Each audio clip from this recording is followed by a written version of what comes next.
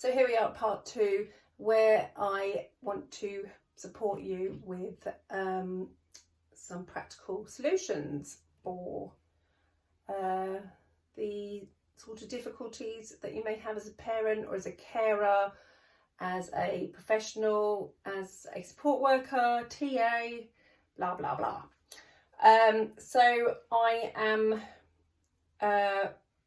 putting in some excerpts, is that the word?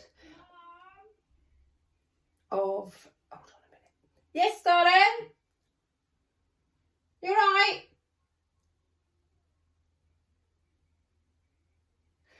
Some excerpts of things that have worked for us. We are having some sensory struggles at the moment, where we need to be looking at some proprioceptive feedback. Hold on a moment. People ask, how do you get your PDA sundressed? How do you get your PDA sundressed? Well, it's very difficult, I'll tell you. You see here, but this is autism and PDA.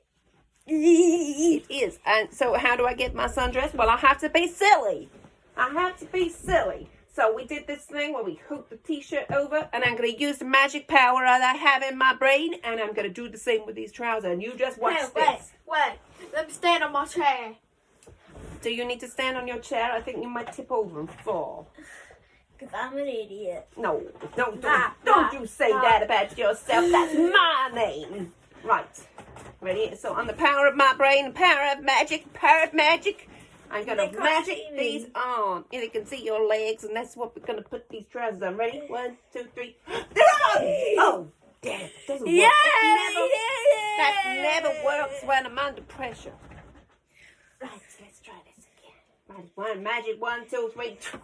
Oh, damn it. You should pause the video and make I'm going to do some tricks. Right, okay. So hold on a minute. We're just having a tea break. Oh, why won't it pause? Oh, It worked! It worked! Oh my God, it worked! Oh, I'm so pleased with myself. That was a good cup of tea. Let's see, Jamie. Come over here and let the show the people that it worked. Come on, man. Right. Oh, my. Do I look all right today? Oh, mascara needed. Oh! Let's have a look at you. It worked! The power. That's how you get PDA person dressed. You get me? Yeah. So I've got a current situation at the moment. What time is it? 9:10, and we're getting some sensory kind of seeking just recently. I think the heat's not helping, and there's lots of change going on at the moment. But we've just had a request to go outside. I know that there's a good chance that outside could go horribly wrong, but Jamie's insisting, so I shall draw on my repertoire of silliness. And I'll do a bit of role play, okay? So he wants to go out looking for birds. Right, okay. Got my cup of tea, have a quick sip. Won't get a chance to drink that now. And we just have to get silly with it. And I know, oops, getting cold. The demands are high from my son sometimes. Puts all those demands on me. Binoculars. Okay, let's see how this goes. Hello? Is there anyone here? Any twitchers about? I hear there's some good birds outside. Anyone there? Yeah. Oh, here he is. We're going bird watching, aren't we, Jamie? What do they call bird watchers? We're going bird watching! We're going bird watching! Yeah! Look, we're going bird watching! Right, okay. First one to spot a bird. Where? Oh yeah, what is it? Oh, it's a Blur bird. Here we go, here's the blur bird. Blur bird. This is the one thing that's kind of getting us a bit over sensory-fied at the moment sometimes, You're the one isn't that it? makes me angry with it. Oh, yeah, I keep warning Jamie. Oh, are we going to go into the yellow zone? Because it feels I can't see what that is. I think it's a pigeone, a blurry pigeone. You mean, so look, there's another bird. Where? You see it? Oh, swift. That's what we looked up last night, isn't it? Can't see it. God, it's fast, isn't it? Look, your battery's low. Okay. 20%. Oh. So I'm hoping, if anything, that those videos will show you that managing a regulated child is a lot easier. I mean, this is obvious, isn't it? Than managing a PDA child that's become dysregulated, and it can very much be sensory. And that's why I'm suggesting that it's best that you have your child assessed for sensory integration difficulties, because that can be at the very root of their dysregulated behaviour, and the demands on top of that can just blow the roof off the house. Yeah. Okay, so now I wanted to talk about language. So we know direct demands, particularly when dysregulated, do not work, and probably a lot of adults would share that when you're feel like you're being told what to do, and if it's not something that you really are into, it's very hard to feel motivated. So we need to work out what are those essential things that you need your child to comply with, and work out how you're going to say it and come up with some variety of approaches that you can use, because sometimes you might start off saying something one way, realizing, oh heck, this is not working, and you have to take a detour or come back to that issue later.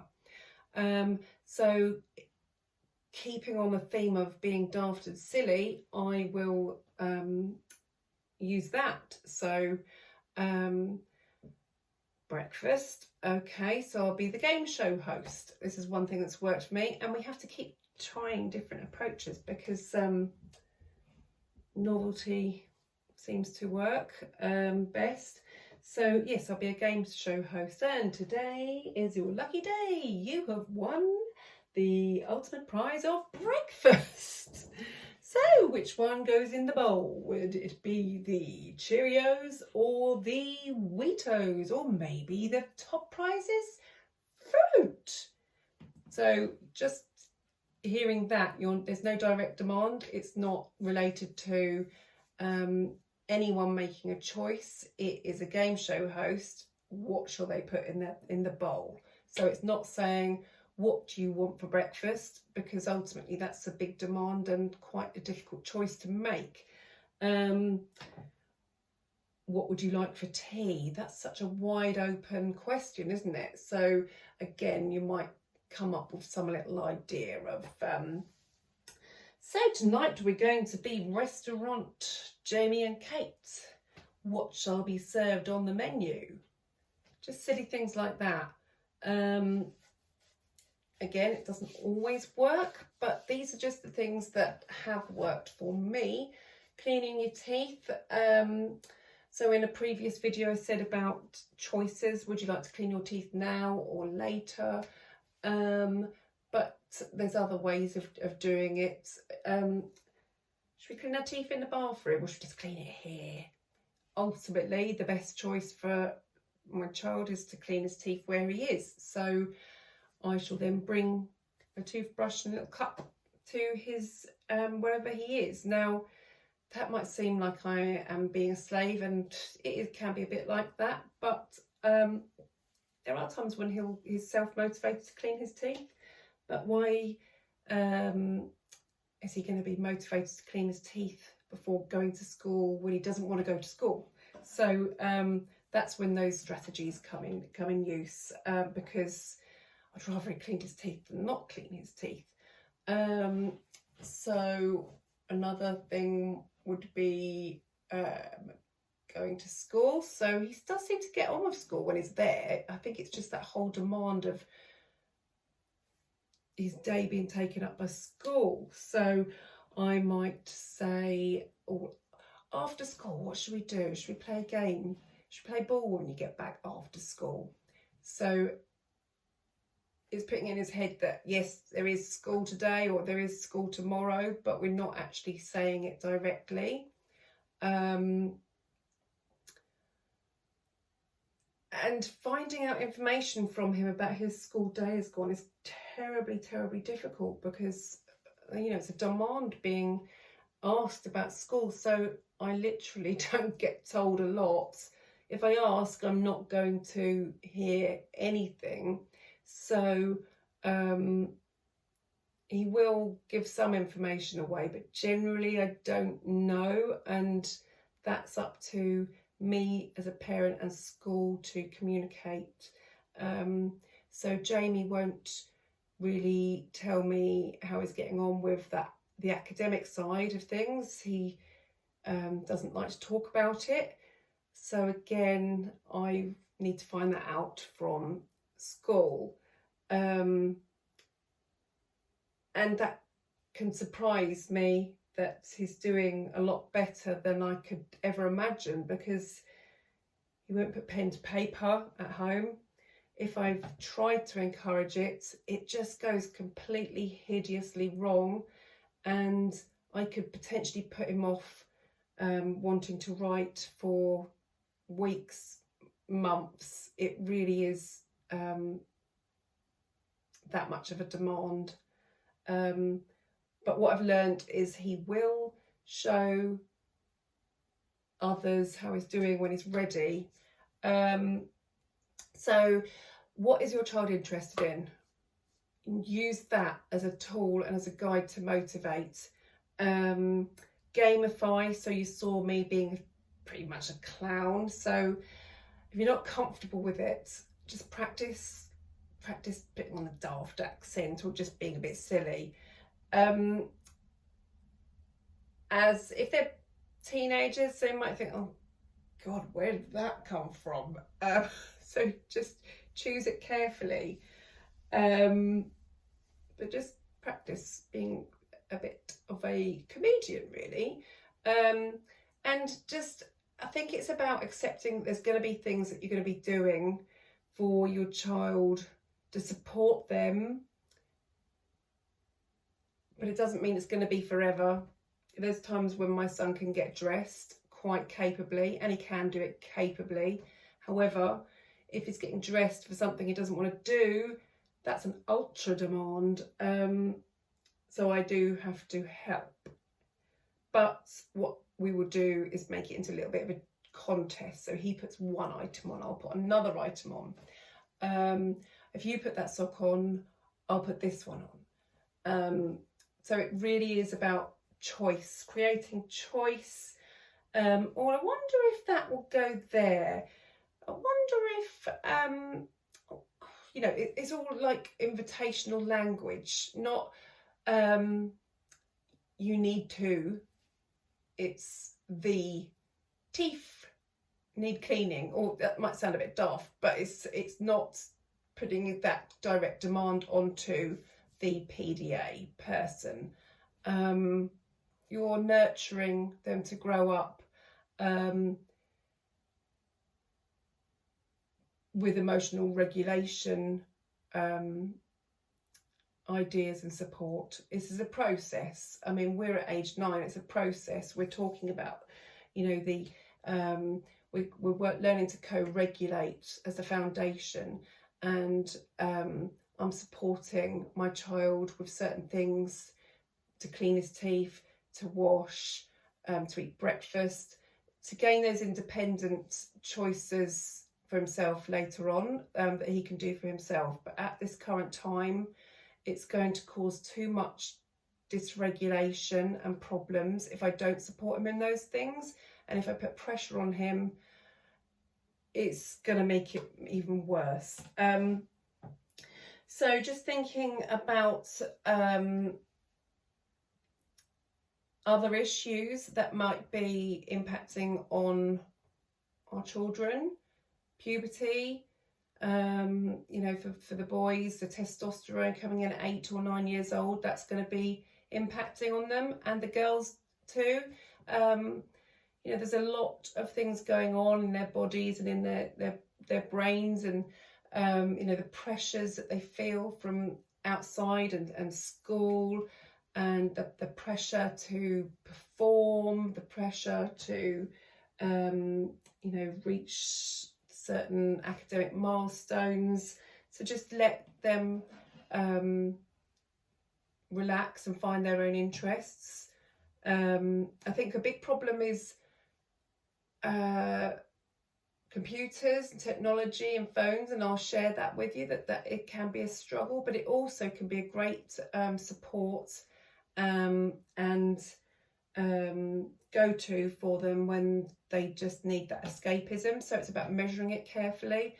I will say to Jamie, oh, can you see the impact that that's had on your behaviour? You know, I'll say that when he's in a regulated mood, and that can work, and we might agree, okay, let's have some time off that for a while. Or you know, I'll show some interest and play a game with him, so I'll play FIFA with him, and then because I've done that together and we're regulated together, we can then go and do something else that's nice. But my son really does need me for a lot of things away from the computer and technology. He's not interested in reading. He can read. He's not interested in writing. He's not interested in drawing. He needs me to do a lot with him, and so that's my little time off when he's on the computers, that I need to do things. I've got a house to clean, which is hard work. I'm a strong believer that this won't happen always, and there's times when you get great pleasure from seeing them being really independent. Yeah, it's a hard balance, but what I shall do is I will, when I get an idea of, oh, that worked, I'll do a little video and I will post them on my ND of the strategy that I've used. Okay, so good luck with your interventions and your finding that inner comedian, finding things to role play. So role play, going to a restaurant, you know, being working in an office. And actually what used to work for us is playing silly school, and we'd just do daft things, but we pretend we were the school. So my son would be a teacher and I'd be a pupil, and we would reverse the roles. It's quite funny to see that my son could do things when he was playing a different character. So yeah, try that out, and good luck. Thank you. Bye.